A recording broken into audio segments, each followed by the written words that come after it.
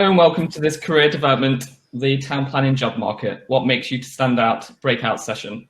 My name is Tom Simnett. I'm a representative from the RTPI Young Planners Cameroon steering group. We are joined today by Christian Adams and Kevin O'Shea from Carrington West, who are sponsoring this breakout session. I'll now hand over to Christian and Kevin, who are going to go over the vital CV and interview skills needed for the current jobs market. Thank you very much, Thomas. Now, my name is Kevin O'Shea, and this is my colleague Christian Adams. We both work for Carrington West. Now, Carrington West provide high calibre talent in the UK built environment sector with a £35 million turnover and only specialising in 6 areas. That includes highways, rail, utilities, water, building, and of course, town planning. Now, we are the largest town planning agency in the UK. Myself and Krish, along with 3 other dedicated consultants, supply town planning professionals from graduate to director and executive level to local planning authorities, private SMEs, multidisciplinary consultancies across the UK. In the last 12 months alone, we've supplied into over 100 local planning authorities. Now, in this presentation today, we'll be going through how best to sell yourself with your CV when applying for roles, and also best practice techniques when interviewing, so do's and don'ts. Please feel free to ask any questions at any point. We want to make this as interactive as possible. Keep your eye out for our poll question, which will pop up on the right-hand side during the presentation, and please answer as we go along, and we'll see what the majority of you think towards the end. If you don't feel you want to ask any questions during the presentation, we'll be sitting in a booth after for any one-on-one questions. Finally, as I'm sure with most of you as well, we are working from home now, so if the doorbell does go, I do apologise now. Over to you, Krish. It happened now that you've said that. Good morning, everybody. Thanks for joining us. To start off with, we're going to introduce our CV building section. I'm sure everybody here can agree that no matter what stage of your career you're at, writing a CV, building a CV remains as important as it does when you first did it. When we first do our CV, which some of you might be doing for the sort of first time coming out of university or after just graduating, we always get told to make our CV extravagant, bold, make sure that you stand out, which is absolutely true. It's obviously the first impression that you're giving the hiring manager. There are a few different ways we can make you stand out, but we want to focus on the simple things and doing those really well. And we feel like if you do the simple things really well, that's going to be what makes you stand out. So hopefully during the course of this section, you will start to see what we feel like an ideal CV would be. We see as a team of 5, probably 100 CVs a week all around the town planning sector. So we're frequently going through them and picking out what's sort of liked and not liked by our hiring managers, and that's often fed back to us. So throughout the course of this section, we're going to be asking questions. Please do put your hand up. Feel free to come on stage. Tom will allow you in, hopefully, and mention anything that you may like or dislike about some of these CV templates. So I'll go right over to Kev, who will take you through our first CV template. Thank you, Krish. Would someone like to come to the stage and let me know something that looks good about this CV? Kev, worth mentioning as well, yeah, if you want to make the screen bigger, little button on the top right hand corner next to the people on your page, that should enlarge the screen and you should be able to see the entire CV. Do you want to go first, Chris? We'll get people started. Yeah, I can start off, absolutely. So on this one, what's really good about this CV right from the get-go is you can see the name, the address, the email, contact number, and LinkedIn link. So I assume, Kev, that's something that you were going for, that you wanted to be said.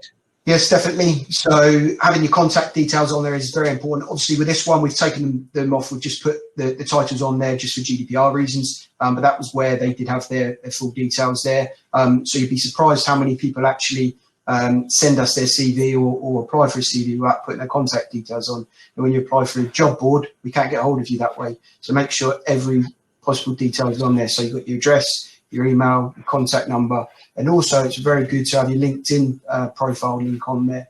But if you are putting it on there, please make sure that your LinkedIn is up to date. So you've got a nice professional photo in there. You've got all relevant information on there. Okay. Yeah, absolutely. I appreciate that, Kev. Worth also pointing out as well, double check, triple check the contact information you're putting in. We've recently had it where a couple of people have left off a digit on their phone number. As good as we are at recruiters, guessing the end of a telephone number is increasingly difficult. So make sure that that information is correct. Moving on to our CVB here. This is a CV template that we picked up very recently, and there's a few things on here that as a team we disagree with, we don't like to see. Once again, if anybody wants to raise their hand using this software that we're on at the moment, come forward and perhaps pick out something that they can spot straight away that might be an issue on this CV, then please feel free to do so. Otherwise, I will have to refer back to Kev. Kev, do you just want to pick one? Yeah, well, following on from the last one, I can only see there's a name on there, so there's no contact details. Yeah, spot on. So although this might seem like really simple stuff to a lot of you, especially if you have done a CV before, or indeed this is your 4th, 5th, 6th time writing a CV, depending on how many jobs you've been in, something that never really gets old, you can't hear enough, is the contact information. It's so important, whether you're applying directly to a council, whether you're sending your CV to a recruiter like ourselves. That is really the only way we sort of have to get in touch with you. So if you don't put it on there, it's increasingly difficult for us to sort of get in touch with you and let you know the next steps. So Kev, there's a couple of other things on this template that we wouldn't really like to see. Have you managed to spot any of the others? I have, yes. So different colours. Yeah. So again, going back to what we sort of were taught at university, which is where I first heard it. Be bold, stand out. Don't use multiple coloured backgrounds. To be honest with you, if you place yourself in the hiring manager's shoes, what you want to see is the information, and that's what you're there to read. The actual design of the CV. Obviously up for debate, but we like to keep it plain, simple, informative. So a mixture of coloured backgrounds, really not necessary on this one. Kev, there's a couple of other issues with this, if you spotted anything else. Yep, so I can see with the employment, I can see their job titles and that they've been at a few places, but I don't actually know what they've done. Yeah, so another thing that we'd like to point out here, and people can often think that a CV needs to be 1 page or 2, but not 3 or 4. If you have an extensive employment history, there's absolutely nothing wrong with that. All we need you to do is just basically tell us what you did at each role. I know for planning and architecture especially, you can have portfolios after a couple of years, which are attached to the back of the CV. Absolutely not a problem with that. What you need to do, though, is when you list your employment history, if you want to refer back to a page in the portfolio, make sure that you're putting that. To have no employment history, again, really leaves it up to the hiring managers to start guessing what you did and how it's relevant to the job that you're applying for, and that's not what we want. Anything else, Kev? The education, there's no real information on that. Yeah, so 2 key points we wanted to raise by putting in the educational history here. When you come to write your CV, if you studied abroad, that's fantastic. Just be aware that some of the modules that you do abroad might not be the exact same modules that you'd be doing over here. So you'd be wanting to basically put as much of a description as possible under your education history. That's especially important if you've just graduated and you perhaps don't have, as this person has, 16 years of employment history to fall back on. You've got 1 or 2, that educational history is really where they're going to get all their information from. So you want to expand the modules that you've done, the relevant courses that you've studied within that university degree, basically. Kev, one other issue with this before we move on. The pictures? Yeah, absolutely spot on. The pictures on the left-hand side. Skills and expertise, absolutely a section that you should include on your CV. Feel free to put that on a second page, but bullet point it, and then you can expand on it. The pictures may look good, but in reality, they don't really provide the information that you're trying to get across. So, no, well spotted, Kev. Let's go back to our good CV here, or our good CV template here. Refer back to this one because it's got a couple of good things going on about it. Kev, have you spotted another one that hasn't been mentioned? Yeah, so there's some good detail in the description from their course. Yeah, so exactly that. So I know it might seem like we're going over it again and again because we did just mention it. Under his education history on this CV, he has fully expanded the course that he's done. He has let us know that it is RTPI accredited, which is massive, massively important. It sets you aside from somebody that perhaps hasn't done that degree. And if we sent this CV over to our hiring managers, that's one of the first things that they're going to read. That's one of the first things they're going to look at. This person is a recent graduate, so hasn't necessarily got the extensive employment history we saw in the CV before. That's where this really comes into sort of hand. It really comes in handy. Really sets you apart from somebody that perhaps hasn't done this. You're not going over the top. You're not using pictures or different colours. But it is informative, it is to the point, and it is something that we can really sell in turn as a recruiter. Question coming in there before we move on: how far back in your education history should you go? To be honest with you, it depends where you're at in your career. If you are somebody that has got 16 years experience, like the CV we saw before, of employment history, then perhaps you don't need to go as far back. If you're a recent graduate, then I would go all the way, basically. If you're even 5 years into your career, I'd still go all the way. Don't be put off if your CV goes into that third page. As long as the information is relevant, I would include it. So hopefully that answers your question. And to reiterate what Dipsy said before we move on, yeah, guys, we are looking for you guys to come to the stage here. Tom is on standby to let you guys on. So if and when you hear Kev ask a question about the next couple of slides, you feel like you've spotted something that you want to say, bring it to our attention so we can have a discussion about it. Kev, over to you. So following enough of that, so would someone like to come up and let me know something that is wrong with this CV? No.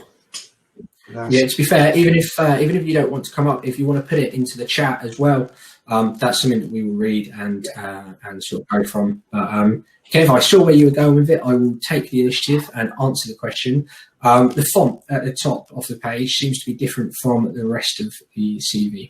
Yeah, so it's different font. So there's no reason to do that. Doesn't make you stand out anymore. Looks a bit unprofessional. It's not aesthetically pleasing. So just make sure you just carry the same font all the way through CV. Anything else? It's a few things. Yeah, so important. So important, isn't it? Continuing the same sort of font and the same sort of style. Hannah's absolutely right. Yeah, it's messy, looks unclear. Can't work out what they actually want the eye to be drawn to, which is absolutely correct. You'd be surprised, again, when you come out of university, I think it's one of the first things you sort of get told to do, your CV, and make yourself stand out, be bold, take risks. But unfortunately, we see some CVs like this where perhaps we don't want risks to be taken. Kev, I've noticed that some of the text is highlighted as well. Yeah, again, it's not necessary. It's not making you stand out anymore. It's a little bit unprofessional. Again, it's not aesthetically pleasing to the eye. It's not needed. So don't highlight things. If the information's in there, the hiring manager is going to look at it. So don't highlight things like that one. Yeah, Samantha and Tracy, absolutely right. It does look unfinished. The highlighting is sort of unprofessional. Highlighting text to get the person's attention, the hiring manager's attention, isn't necessary.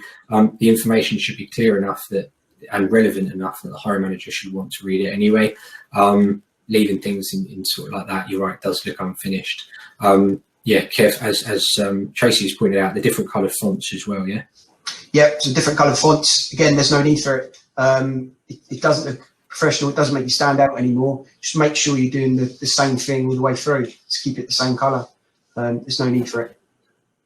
Yeah, fair enough, Kev. Let's move on to our good CV template again. Just quickly here. So, Kev, take us through. Yeah, so again, would someone like to point out something good about this one? So we're getting a few more people involved in this now. Yeah, so obviously we've already mentioned the contact detail is really important. Can't reiterate that enough, especially when you're applying via a job board. Likewise, expanding your education history as best you can, really important. So I think there was one more thing that we really liked about this CV that we got. Yeah, clear, well set out. the personal profile, Kev, I think is a point that Hannah's made that you wanted to touch on. Yeah, definitely. It is. You know, it's very important that you introduce yourself in that first bit. But what's good about this one as well is that it draws it back to town planning. So, you know, the end goal here is your CV is to get yourself a job, and as well as just explain a little bit about yourself, it's drawing that you want to get involved with town planning. So it's important to always revert back to, you know, to the town planning aspect of it. Yeah, Samantha, exactly right. Before we move on, you know, this person's tailored their CV, their personal profile links back to the job that they're applying for, the industry you're applying for. You know, we often see CVs where a person has written a personal profile, fantastic, but not linked it back to planning at all. And it's hard to see how that links back. So absolutely take a couple of hours, take an hour to just, before you apply to a job, tailor it, make sure it's relevant. Absolutely, Tracy, relevant modules in there as well, and provides perfect examples, yet demonstrating their skills brilliantly. This one. So for the keen-eyed amongst you, see if you can spot the issue with this CV. I give you a clue, check the titles. Something that we wanted to highlight really, you know, straight away is, and again, it seems simple if you've been doing it, you know, for years, or whether it's your first CV. Spelling and grammar is something that we see a lot of, unfortunately, in the wrong sense. You're right, Tracy, key and key here, two very different words, two very different meanings, and unfortunately the person here has used the wrong one. Have another look at the titles as well, see if you can spot the other mistakes. Obviously, normally they're not as blatant as the ones that we've made out in the presentation. The key that we're trying to put across here, the point we're trying to put across here is get somebody to spell check it, get somebody to check the grammar. Don't just click the spell check on the Word sort of Office program. It does work, sometimes it doesn't work, it does pick up things, but where key is an actual word, obviously it hasn't underlined it, it hasn't brought it to your attention. We always recommend that you get somebody other than yourself to look at it, to proofread it. Reason being is if you've made the mistake once, chances are you make it again, or you might not spot it. Just get somebody else, partner, family member, lecturer, or utilise us. Absolutely fine. If you want us to proofread your CV, send it over to us. Even if you're not applying for a job through us, we're more than happy to take a look at it. So, yeah. Kev? So this is the final page of the good CV. So please, can someone let me know something that's good about this one?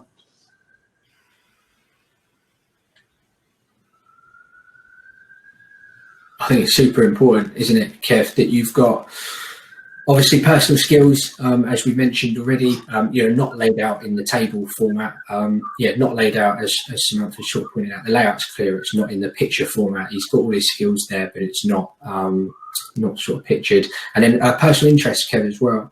Yeah, exactly. So it's very important that you put your personal interests in there, sort of concluding it a little bit, showing what you like. But however, again, this CV is drawing it back to town planning. He's got an interest in town planning, so make sure that is the relevant part of it. Because as I mentioned before, while you're doing this CV is to get a job in town planning. So that's your end goal, to draw your interests back to that. Yeah, fantastic. So on the sort of flip side of that, we've obviously moved over to our CV that perhaps we have a few issues with. Leading on from what Kev said, can anybody point out perhaps some of the issues with this CV?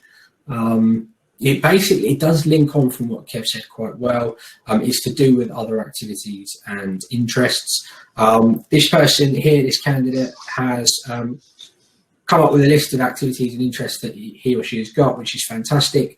It's really good to see that. What we want to do here, we want to link it back to planning, as Kev said. The hiring manager, looking at this, if they don't like football, for example, for this person's CV, will probably stop reading there. Chances are, that the rest of that page becomes a little bit dead space, if you like, because the skills you write, Samantha, they don't transfer over to planning very well. It's great to see that he's active. It's great to see he's got an interest. But if you're a hiring manager, which is what we encourage you to do, sort of put yourself in the hiring manager's shoes, you're going to stop reading once you get football if you've got no interest in football. The other thing that I would point out as well, although this is extremely difficult for me to say because I am a massive Leeds fan, putting that you are fond of a particular club it does show commitment, but just be aware as well that, and this is very 50-50, I was always told just not to put a club that you support in. Reason being, you don't know what the hiring manager is like. It sounds petty if they've got a particular affiliation with another club or a supporter of another group. Same goes for any group that you support, whether it be political group, political party that you put an interest in. You just want to keep it as neutral as possible, and so that they don't give them any reason basically to click off your CV. Another question coming in here: do you have any tips for applicants that may need to provide a cover letter and portfolio? So yeah, portfolio is something we see a lot of, especially in urban design work. Absolutely not a problem. Include that to the back of your CV. What we try and encourage people to do, as opposed to just attaching it to the back, write about it in the actual CV and refer to specific pages. So explain the projects, refer to pages in the portfolio. We're aware that designs and including that sort of work is really important. But it's not as important if you don't refer to it anywhere beforehand. As for a cover letter, we don't see a lot of those, to be honest with you. I think that's died down recently in the last sort of year or two. They do still happen. All I'd say is that personal bit at the top of your CV, which hopefully you've written, just put that in there, really expand on that a little bit. And then if you've got a portfolio, refer back to that. Then references available upon request. Yeah, not always necessary, to be fair, especially if you're applying via a recruiter, because we'd often ask you once you have sort of gone through the interview stage. The references section, that is quite old-fashioned, I think, to have that on there. We recommend, though, that if you do put them on there and you're in employment at the moment, obviously just put available on request. If you are coming out of university, it's good to have a chat with your lecturer or anybody at the university that you think might be a reference. Definitely mention it to them, let them know that you're putting them down as a reference, and then put it down in your CV. Reason being, if it gets to a year or 6 months and you're still looking for a role or you want to do your CV again, you might misplace that information. You might not have that on there. So do put it on your CV at that sort of level. Kev, if you want to answer this one, do we do sessions on how to present your portfolio, basically, or build a portfolio? Basically, you can join us in the chat room afterwards and we can go through that. We can also do some free one-on-one sessions on that as well, over the phone, and see how we can build that up for you. Yeah, no problem at all. Yeah, I absolutely think that portfolios are quite personal. Everyone's different. It's all about the work that you've done. So we can absolutely offer one-to-one help on that, but from a broader scale, it's probably not something that we would cover in this session. Moves us on to this slide here. This scale, I don't know, some of you may have come across this before, some of you perhaps not. It's something that's recommended on CV Library and Indeed and JobSite and those sorts of job boards. Quite blatantly or bluntly, we don't know what this means, and we have come across a lot of people that also don't know what this means, and there are different scales for different things. Obviously, I've taken an architectural one here. We see it in planning as well with the different planning programs where you've got uniform, and they'll put 4 out of 5, the candidate will put 4 out of 5. We're not sure if that means that you're 80% good at a program or that you're sort of 4/5 competent in it. We're not really too sure, so we just want to be leaving this off, and if you do want to put it in, absolutely fine. Bullet point it, expand it, and put it at the end of your CV. That's not a problem. The other main issue that we have with this, which is something that we don't often think about when we do a CV, this messes up applicant tracking software or systems. So if you haven't come across that before, if you put your CV on JobSite, for example, and we pick up a role as recruiters, we would often check our database first. That's our first protocol.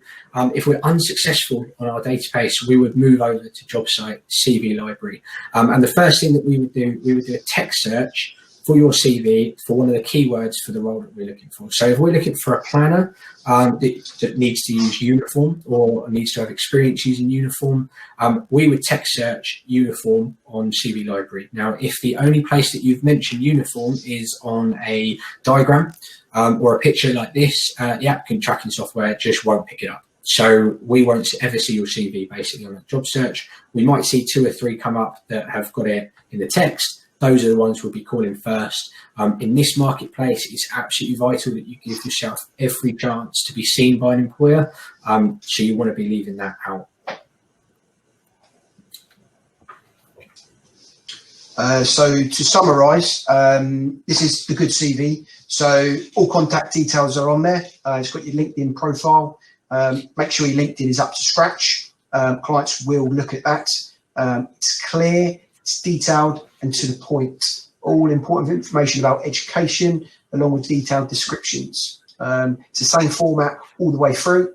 There's no pictures of anything, just information. As mentioned, some people say you should maybe do 2-3 pages long. Just make sure you have all relevant information in there and be precise and concise so that the hiring manager is able to digest all of the information that you've put on there. Yeah, absolutely. Kev, that's true. So moving on to our video interviewing section of this, we wanted to sort of go over video interviewing because it's the biggest change that we've seen over the last 6 to 9 months. Obviously, during the pandemic, face-to-face interviews all but stopped as lockdowns across the UK sort of continued. We also believe very, very strongly, and all our market research trends to the fact that video interviewing isn't going to go away. So what we mean by that is a year ago, if you'd have said you want a video interview as a first sort of stage, we probably would have said face-to-face is going to be the way forward. Now, moving forward, video interviewing, I think our hiring managers and candidates have both realised that this saves time, saves money, stops unnecessary travel. I'm sure we've all been in a position where we've travelled to an interview, I myself across London, and you think when you get there, it's half an hour, it doesn't go the way you want it to do. You've just wasted a day, perhaps you've taken a day off work. This is a really good screening tool. It's a really good first stage. So this is here to stay. We've decided to focus on this. As recruiters, as a company, Carrington West, we do have extensive tips and guides on all the other sort of interviewing formats that you get. So phone interview, face-to-face. And at the end of the presentation, I will point you in that direction just in case there was a particular area that you want help with. Worth mentioning as well, sort of as before, put in the chat, come forward, say the things that are wrong with these pictures. Some might seem quite blatantly obvious, and that's absolutely fair enough.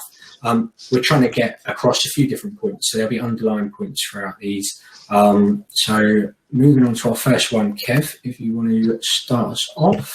Okay, would anyone like to sort of mention what is wrong with this image?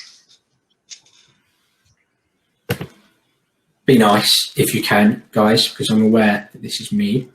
Kev, to start off with, Yep. Obviously notice that it's not really, exactly, some of the hat and the t-shirt. Yeah, exactly. So don't wear a hat. You should be in suitable business dress. So a shirt, a nice jumper. You don't need to go over the top anymore with ties and jackets, but be in suitable business dress. Yes, Samantha's also pointing out a pen. Yes, so don't have anything in your mouth. Don't chew your pen. Don't have gum in your mouth. Don't even have chocolate bars or anything like that. Now, with most platforms, they allow you to sign in and wait for the organizer to let you into the actual meeting before the allocated time. So definitely 100% be early for the meeting. But make sure you are prepared for them to also be early and to start that meeting early. So don't get caught chewing, snacking, pen in your mouth or anything. Be ready, be prepared, be professional. Yeah, absolutely. Hopefully none of you be snacking in the interview or before the interview anyway. But yeah, what Kev said there about joining the interview 10 minutes early. That's highly recommended, just to make sure that you're set up. Sometimes they can also join early for the same reason. What happens then, you're both early, you don't want to be the one caught unawares, basically. So if you're joining it, at the moment you're joining it, picture like that's when you're starting your interview. So moving on to this one, good picture of Kev. He's in his suitable business dress. Can anybody spot the issue with this one? Should be fairly obvious, hopefully, to a few of you. It's something that we see quite a bit, especially, like I said, in the last 6 to 9 months since video interviewing has been sort of more prominent. Because it's a strange one because we actually recommend that you use notes. Okay, so we encourage you in this format of interview to use notes, but we encourage you to use sticky notes and keep them out of sight. Exactly, Tom. So fortunately, Kev slipped up here.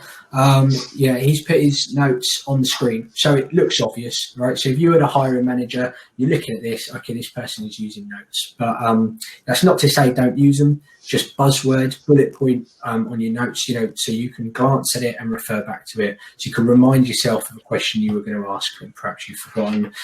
If, like me as well, you get nervous in these sorts of situations, notes can sort of be really, really useful just to jog your memory and save some of that sort of quiet time, dead space, you know, dead air, if they ask you a question. So really important, no matter what level you are, when you're applying for a job, if you've got a video interview, utilise the things around you, just keep them out of sight. So let me firstly introduce you to my colleague, Ben Hitchman. Now he's another one of our consultants in the town planning team. He's a very experienced consultant. He's been with us for about 4 or 5 years now. Unfortunately, he's done one blatant thing wrong here. Anyone would like to tell me? Yeah, so hopefully, Kev, what they're looking at here, hopefully what people are watching are noticing exactly Tom, not prepared for the interview to start, and he's on the phone, or he's picked up the phone during the interview. Exactly that. So as per any interview, really, phones should not be seen or present, and they should be turned off. One, it's not professional if it goes off and will cause distraction, but also the audio interference caused by the phone being there will have an impact on the quality of the call. So make sure you just switch it off. Yeah, absolutely. Switch it off, move it away, make that call as crystal clear as possible. Again, being nice, guys, and if anybody says anything about my hair, we're going to have an issue. There's one thing wrong with this picture. Unfortunately, I've made quite a common mistake here. And it's a little bit hidden as well, so it's not as obvious as it seems. Here, obviously, I'm using an over-the-top headset. We've seen all sorts of things in the last 6 months from people, ranging from nice small little headsets like this, headphones, you know, which is absolutely fine to use. In fact, if it's going to make the audio clearer, we recommend you use this, these sorts of headphones. Eliminate the need for over-the-top audio equipment. I think that's unfortunately where I've gone wrong here. You know, I've used a massive headset to try and make the audio clearer. Often, we encourage you to try the audio before you jump into a meeting. Again, as we've already mentioned, we are here to help you. So even if we haven't set the interview up for you guys, if you guys want to get in touch with us afterwards, let us know your details. If you've got an interview and you're not sure how you're going to sound, if the video is clear enough, the 5 of us work basically 5 days a week, all day. We're in the office, 5 minutes here and there with Microsoft Teams, not an issue for us, or Skype or Zoom. More than happy to jump in with you, test the equipment, and just sort of help you get that role that you're going for. Kev. So yeah, again, would anyone like to let me know what's wrong with this image? Aside from the fact that you are squinting because of the brightness, Kev? Yeah, exactly. So as mentioned, you can check the video before you go into the room, so make sure that's done. But make sure you know you can see. Poor picture is not a great start. There's something else. Yeah, absolutely. Yeah, a couple of people have noticed this straight off the bat, Kev. Ben, Tom have noticed this, the TV. Yeah, exactly. So make sure there's nothing in the background. A plain white wall is preferable, but you know, just don't have the telly on in the background, basically. Even if it's on mute, have it off. Remove all distractions from it, because you don't want to be distracted yourself, and you don't want to distract the interviewers. Yeah, super important. No matter how you think the daytime TV should be perceived, others might not want to watch it, so make sure that that's turned on. A couple of issues wrong with this one. Whilst you guys are pointing out the two issues with this one, I'd like to take time to introduce you to Elise. She is in our compliance team, very, very good at making sure when you guys start roles through us that you are fully compliant, you have the right insurances set up, and we have your right to work and everything like that. So integral part of what we do at Carrington West, really important. Unfortunately for her, she's made a couple of key mistakes during this interview. One being, of course, that she has let her pet into the room. Now, no matter how cute that you think your pet might be, or no matter how hard you think it might be to shut them out of the room for 10 minutes, 15 minutes, super important that you don't have those distractions running around. We've seen, again, in the last 6 months, as recruitment consultants that have had hundreds of phone interviews and video interviews. We've seen cats knock over glasses of water. We've seen cats jump onto the laptop screen. What that does, it throws you out, right? It takes you out of the moment a little bit, and then you have to deal with the problem. And then by the time you get back, it's not necessarily that you can't recover. It's that if you've got, and in this marketplace, we've seen it quite a bit, if you've got 10 interviews for one position, and you've got one where, in your interview, your cat has knocked over a glass of water on the laptop and it's been put on hold for 10 minutes. That's not the idea. That's not the image you want to give off. And ultimately, you'll get pushed down that pile to the fifth, sixth position when you could have been first. So, keep them out of the room. And then the other thing we really wanted to highlight here, another super important thing is the background. So Kev's already said no TVs, no distractions. A plain white wall, like the one that Kev or I has at the moment, is preferable. Aware not everybody can access a plain white wall as easily as that. So in that situation, we would recommend just a clear, tidy background. So Elise here has blurred her screen, blurred her background, which you can do on Microsoft Teams. We don't want to be doing that. That looks unprofessional. It's really tricky as well to move around. If you move, the blurred background moves with you, so it just looks like you've got poor connection.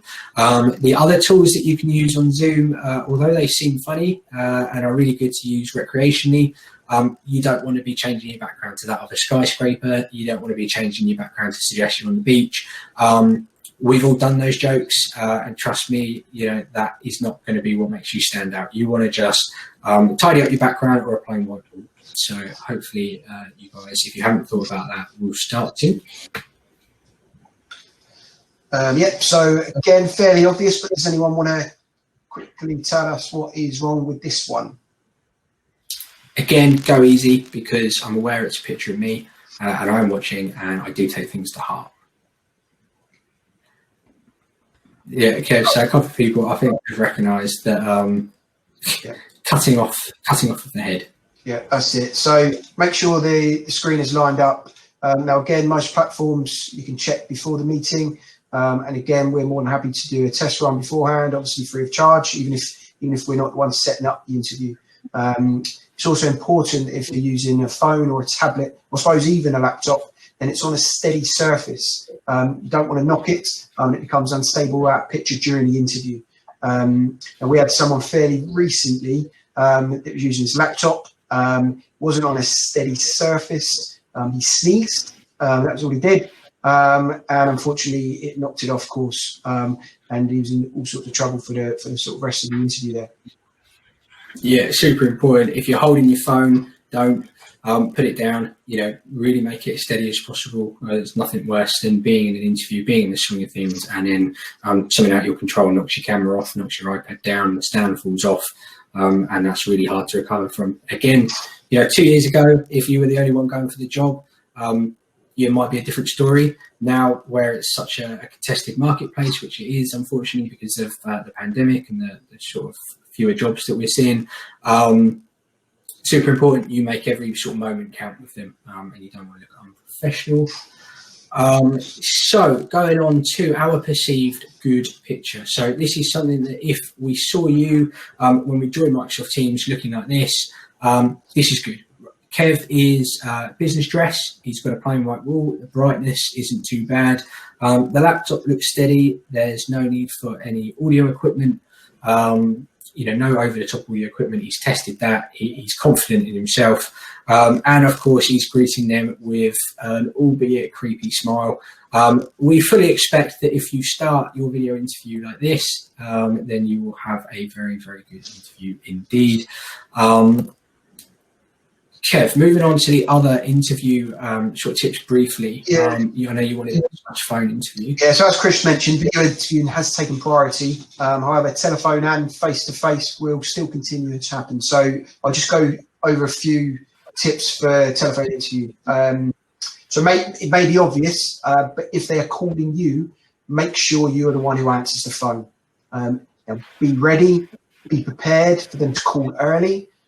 If for whatever reason you do miss the call initially, make sure you set a professional voicemail so it goes through to that and not something silly. Have notes to hand.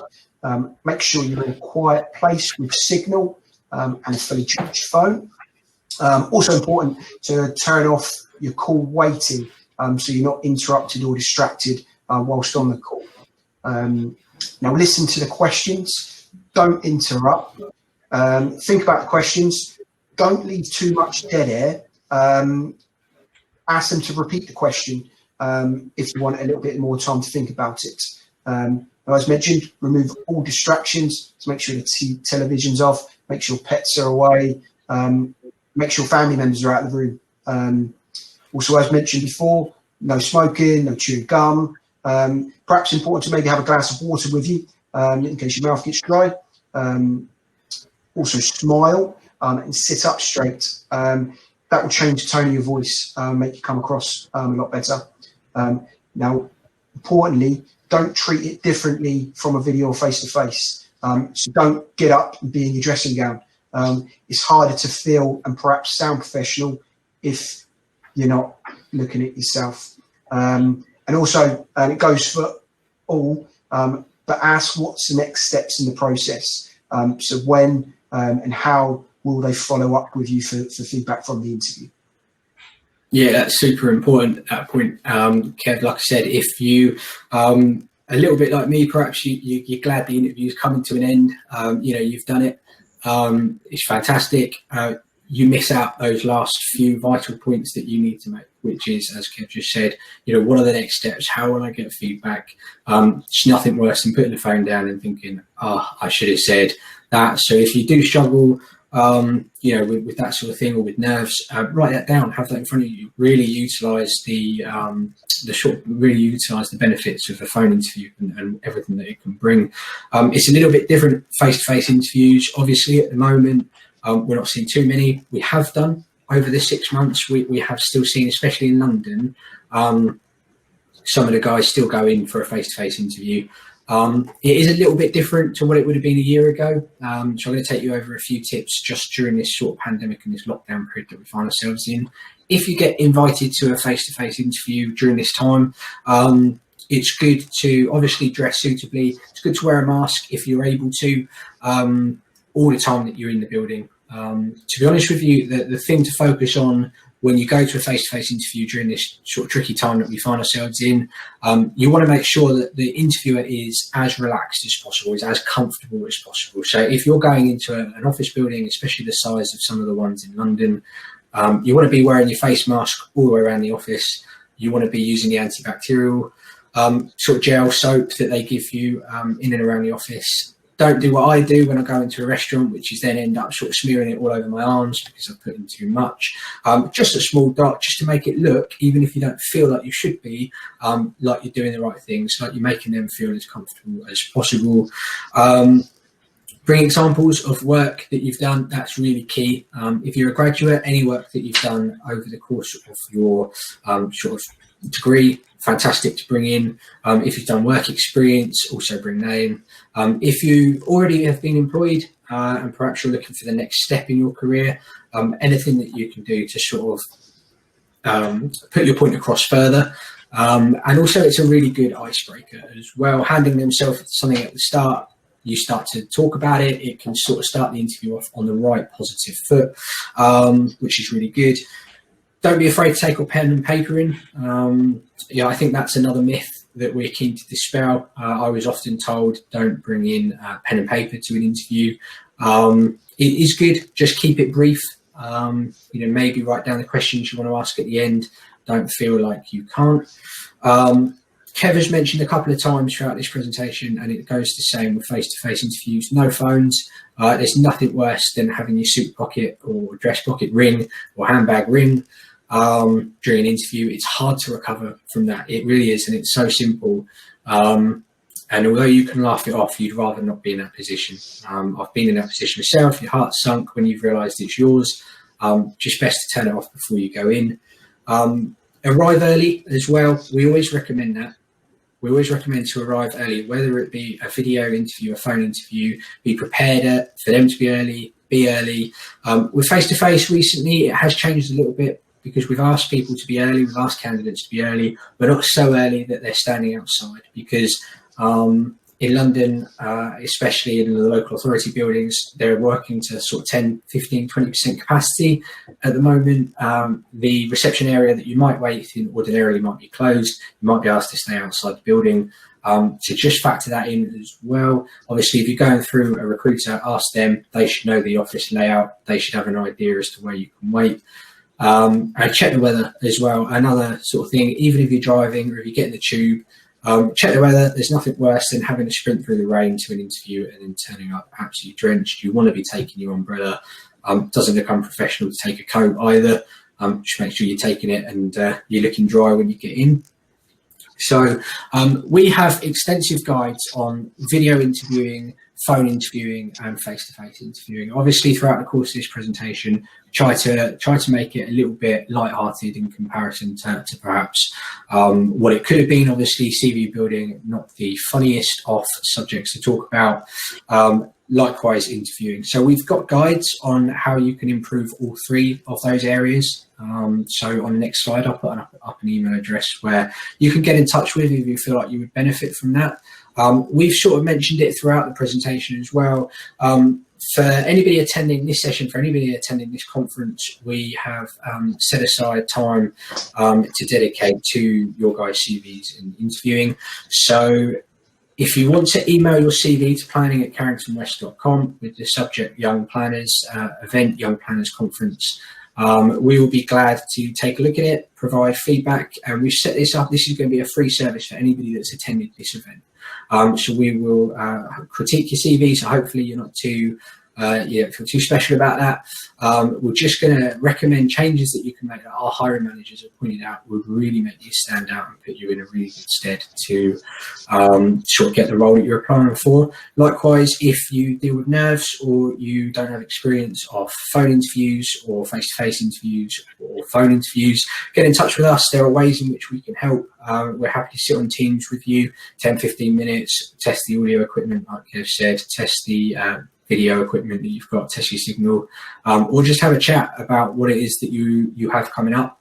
Tap into our years of experience. Kev has got a million years, and I am closely following him. And as we've already mentioned, the other consultants as well have a wide range of different experiences. Take that question at the end. Do you please have any advice for video interviews that are one-sided, for example, video applications where you have to record a video? So yeah, this is actually really interesting. It's not something that we've even seen before, but we're actually trialing this at Carrington West.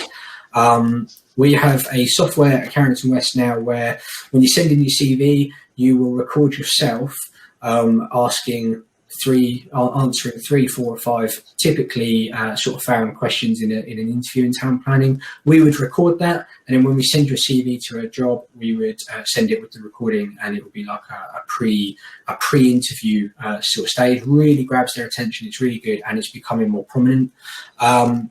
Treat it like it's an interview. If you're in that situation, whether it be through us or anybody else, treat it like an interview, dress appropriately. Everything that we've said about video interviewing, applies. Don't chew gum, don't chew your pen, no distractions in the background. Set it up like it's an interview, look dead on the camera, have the answers in your head. You can use notes, so utilise those as well. Just make sure that when you're doing that and you've got the preset questions, do some research if you've got the time. That's absolutely beneficial to you. And use those sticky notes around your computer. Don't make it obvious that you're reading paragraphs, but just bullet points will do. And then, yeah, just speak with confidence, speak into the camera. Make sure you test your audio equipment and camera equipment. Depending on what software you use, you might only get one go at it. Some of them, you get multiple goes. So some of them you can stop it, you can re-record it, so fine. And you call yourself back. If you get one shot, give Kev or I a call, give anybody at Carrington West a call in our town planning team. We'll run over those questions for you and make sure that you're prepared. If you're not sure about some of the questions, again, get in touch with us, give us a shout, and we'll be able to help you out. Last thing before I throw it back to Tom, who's going to tell you what's next on the agenda. Kev and I are going to be in the booth, so do come and network with us. If there was any questions or sort of more personal questions you wanted to ask, obviously we'd love to be able to help you all out. In fact, we can help you all out if you drop us a line after this to planning@carringtonwest.com. But for the next hour and a half, come in, have a chat about your situation. There's a myth as well at the moment. It can seem very doom and gloom. I know today is all about hope. We are actually busier than we've ever been. We're taking on 2 new recruitment consultants just to tackle town planning. A lot has been made about unemployment levels in the UK and obviously the pandemic going on. Town planning, we're finding busier than ever. And we are just about to really kick into gear our private sector work as well. So if you want to be a part of that and you want to see how you can advance your next sort of career move, get in touch with us on that email address and we will be glad for free to evaluate where you are. Cheers, Tom. Thank you, Chris and Kevin, for that wonderful presentation. I'm sure everybody would agree there are some really insightful tips and techniques for CV building and interviews. As we move on for the Expo and Networking break, after that, 2 o'clock, we have the Plenary 2 session on getting design right. Thank you, Carrington West, for sponsoring today's event as well. And thank you again, Chris and Kevin.